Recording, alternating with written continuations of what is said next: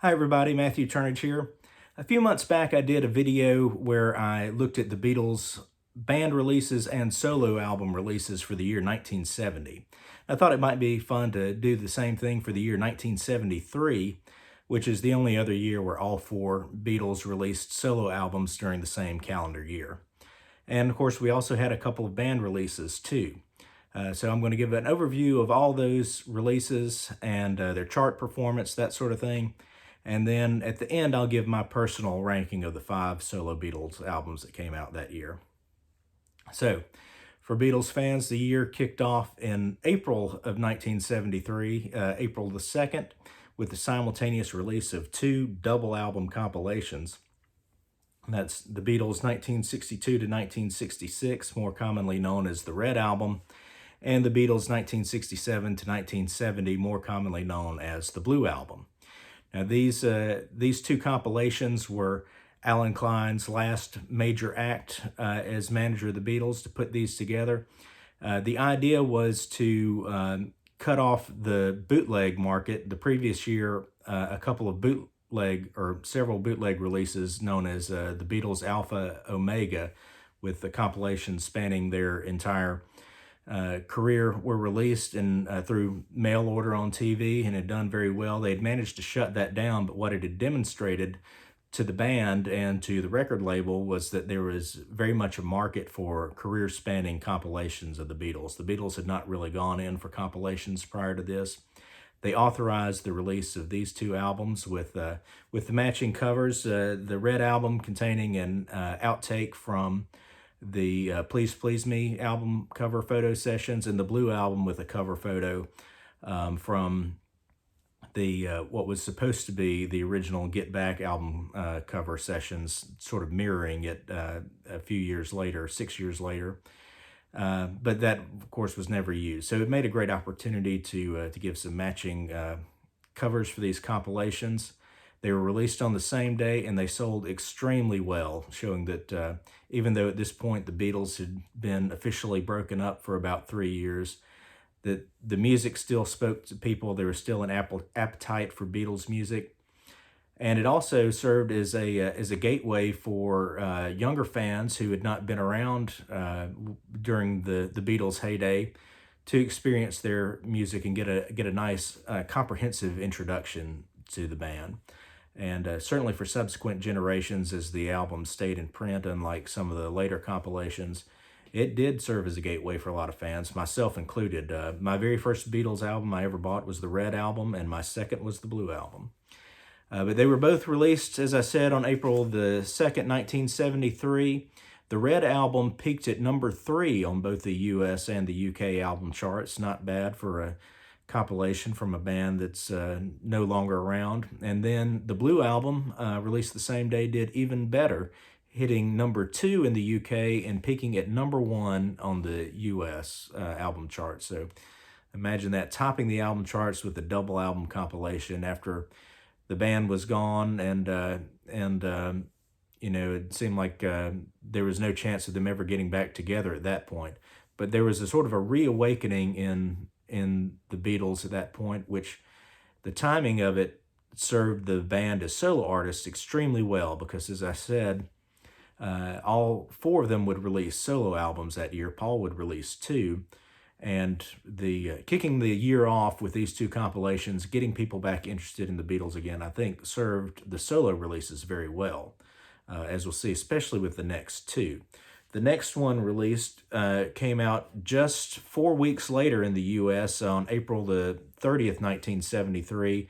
It was a little bit later than that in the U.K. It was May the 4th, so another about a week after that. But within a month or so of the Red and Blue album releases, Paul released Red Rose Speedway, of course credited to Paul McCartney and Wings. And this album had been preceded by a week or so by the single My Love, which did extremely well. It went to number 1 here in the U.S.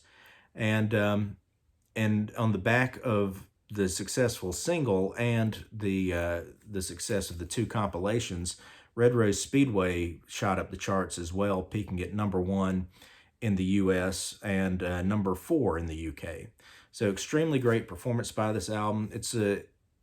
It's not as good as we might have hoped it would be, knowing what we know now, comparing it to the double album version that was originally planned. But still, it's a solid album. It does have a few really great songs. Of course, My Love was the big hit. Personally, the album opener, Big Barn Bed, is a favorite of mine. I love that one. And the track after My Love is my absolute favorite on this album, which is a song left over from the Ram sessions, I believe, and that's Get on the Right Thing, which is a great song. There's some other good tracks on here. Little Lamb Dragonfly is good. Single Pigeon I like personally. Paul tries to recreate the Abbey Road ending medley on this one, and it's a nice medley, but obviously it's going to suffer in comparison with what happened on Abbey Road. So Red Rose Speedway, a very solid album, not one of Paul's very best, but I do like this album quite a bit. Well, that album, again, as I said, topped the charts in the U.S. and went to number 4 in the U.K., and hot on its heels, just a few weeks later, released on May the 29th in the U.S. and June 22nd, so about a month after that in the U.K., came George Harrison's long-awaited follow-up to All Things Must Pass, and that's Living in the Material World.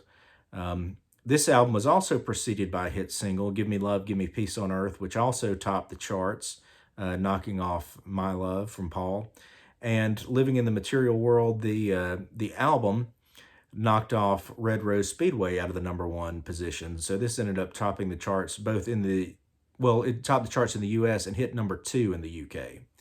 So between the Blue Album, Red Rose Speedway, and Living in the Material World, either a Beatles release or a solo Beatles release was at the top of the U.S. Billboard album charts for 9 consecutive weeks, which is amazing when you think about it. And like I said, I think at least partly had to do with the synergy built between those releases, sort of whetting people's appetite for more Beatles music with the Red and Blue albums, and then following it up with a pretty good Paul album and a hit single, and then a good George album with also a hit single. So it really served the band well. Living in the Material World, I talked about this a little bit before, I know, in my George Harrison rankings. It's not one of my favorites. It's more kind of middle of the pack for me. Some tracks on this album I think are absolutely brilliant, like Give Me Love, like Sue Me, Sue You Blues. Other tracks on here I am some of the slower, more contemplative tracks.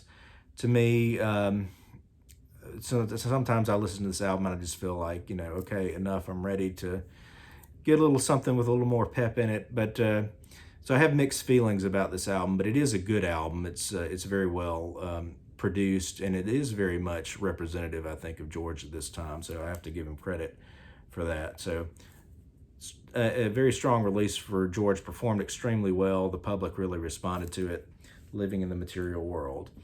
Then we had a little bit of a gap between releases. The next 2 releases didn't happen until, in the U.S., there was 5 months in between Living in the Material World and these releases.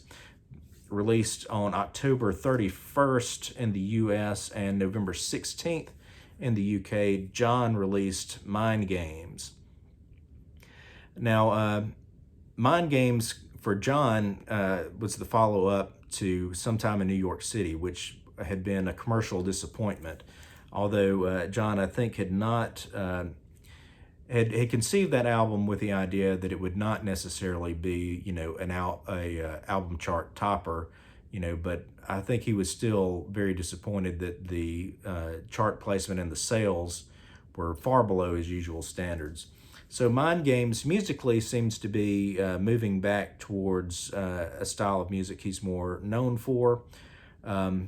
I think John's confidence was hurt a little bit after Sometime in New York City, and that shows to a certain extent in this album. It doesn't seem to be as solid all the way through as his first 2 solo albums, but still he comes up with some really, really strong material on here. The title track is a favorite of mine. Tight As is another one that I like a lot.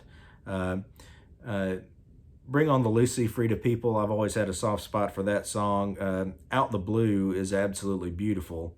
I Know is another great one. It's got one of the most interesting album covers to me from John's career. As we know, John and Yoko were going through a rough patch. That's reflected in songs like I Know, and if I can say the title correctly, Isumasen, I'm sorry. So we definitely know there's some issues going on between the two of them just from listening to the album, and it's depicted in the cover art with Yoko as sort of this big, mountainous presence hovering over John here standing in the field, and then when you reverse the cover, John is moved farther away from Yoko, and there's also this rainbow which maybe suggests a breaking of the storm, or a new beginning or something like that. So it's a really interesting album. It's a really good album.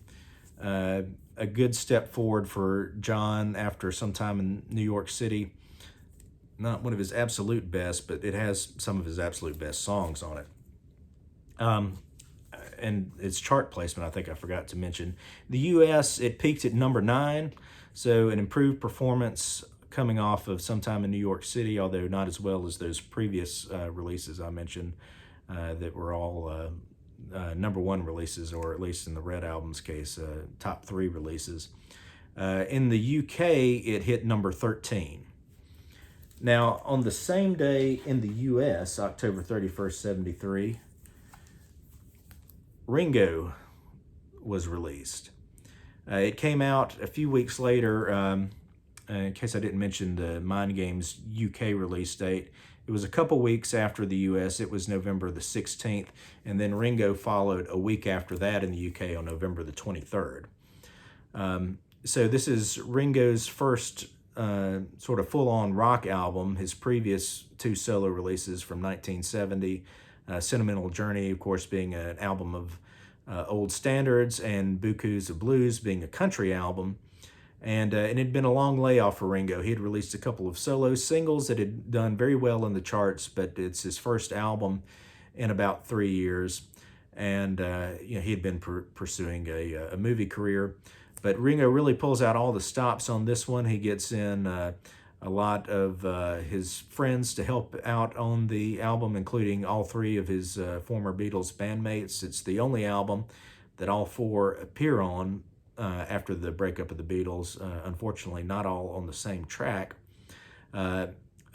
John, George, and Paul all contributed songs for Ringo on this album, along with some other great songwriters. And it's well produced by Richard Perry. It's an absolutely great album. The opener, I'm the Greatest, is one of my favorite songs by Ringo, and of course written by John, and featuring John and George, along with Klaus Voormann and Billy Preston on the track. Photograph was a number 1 hit for Ringo coming off this album, written with George, another great song. Ringo had another number 1 hit with his cover of You're 16, which brings to mind Ringo is the only solo Beatle album to produce 2 number 1 singles. Paul contributes the song 6 O'Clock, which is a good song. He and Linda provide some backing vocals on that. Paul also provides the mouth sax solo, as it's credited, on You're 16. Several other good songs on here. I like Devil Woman, Sunshine Life for Me. You and Me, Babe, written by George Harrison and Mal Evans, is a great album closer. I love Ringo's little sort of farewell speech there at the end. It's an absolutely brilliant album by Ringo. Extremely well done. Like I said, 2 number 1 singles off the album. Unfortunately, the album itself did not hit the top spot. In the U.S., Ringo peaked at number 2, held out of the top spot by Elton John.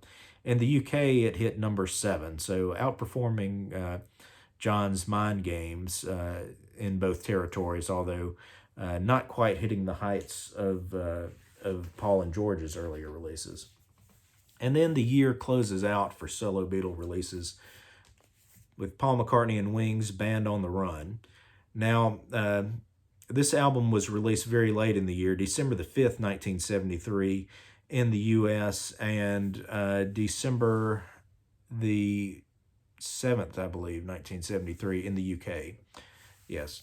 So some people kind of think of this as Paul's 1974 album, partly because it comes out so late in the year, partly because the hit singles had all their chart activity in 74, and the album really took off in the charts in 74. Although actually it was only released in the U.S., it was just 5 weeks after Mind Games and Ringo. In the UK, it was only 3 weeks after Mind Games and 2 weeks after Ringo. So it's very close to those releases in terms of time. Although I understand why people like to bump it off into 74 because it did extremely well in the charts in 1974. The singles for Jet and Band on the Run both went high in the charts in 74, including the single Band on the Run hitting #1. And that drove up the album to #1. It became the first album to hit #1 on the U.S. Billboard charts on 3 separate occasions. So its peak in the U.S. was #1, and also it hit #1 in the U.K., so topping the charts in both territories, which would put it as overall the most successful album in terms of chart places amongst all these. It's the only one to hit #1 in both U.S. and U.K., and of course, it is an absolutely brilliant album. The title track, Jet, Bluebird, I could name every song on here. I love almost all of them. No Words I'm not quite as enthusiastic about, but it is a great album. Paul really pulled out all the stops. He really was motivated to come up with something really special this time, and he did. So that's a little bit of an overview of each of the albums. And now I'll finish off by giving my rankings on each one. So going from 5 to 1. Number 5, I hate to do this because it is a good album. If it was in a different year, if it was in, say if 1972 had Sometime in New York City, Wildlife, and Living in the Material World, then Living in the Material World would have come in #1 for 72, but stacked up against the competition for 73, Living in the Material World is number 5 for me. I do like this album, or at least I like several songs on this album, but as a whole, it just it doesn't grab me the way some of George's other albums do, or the other albums on this list do.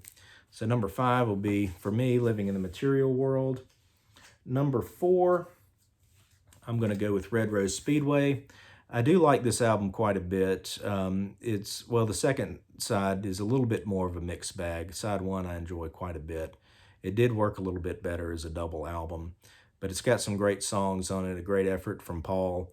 Number 4 for me from 1973, Red Rose Speedway. Number 3 is going to be Mind Games from John. It's a good step forward for John after some time in New York City. As I mentioned, several songs on here that I really like. It was a very solid effort. He would continue to improve on Walls and Bridges, which I think is an absolute brilliant album. But this one is a very good effort from John, and well worth your time. So number 3 for me from 1973 is Mind Games. Number 2, I'm going to go with Ringo. It's absolutely Ringo's best album. It's a tremendous album. Every track is strong, well produced, great use of his friends and guest spots on this one. Hard to say enough good things about Ringo. He really knocked it out of the park with this album. So number 2 for me from 1973. And number 1, of course, that leaves Band on the Run. Not only my favorite solo Beatle album from 1973, not only my favorite Paul McCartney solo album of all time, it's my favorite solo Beatle album of all time. I just think this album, top to bottom, is absolutely fabulous. The title track and Jet are just both tremendous, tremendous songs. And there's a lot of good stuff elsewhere on the album, including 1985, Picasso's Last Words, Mrs. Vanderbilt, I love, and of course, Let Me Roll It. I don't care how many times he plays it live, I still think it's a great song. So that's my number 1 album from 1973, the Solo Beatles, with Band on the Run. topped the charts on both sides of the Atlantic, and it's number one in my heart as well. So let me know what you think out of these albums. How would you rate them? Um, uh, what do you think of 1973 overall as a year for the Beatles? It was a great year for solo releases as far as I'm concerned. So I'd love to hear your thoughts. Thanks for watching.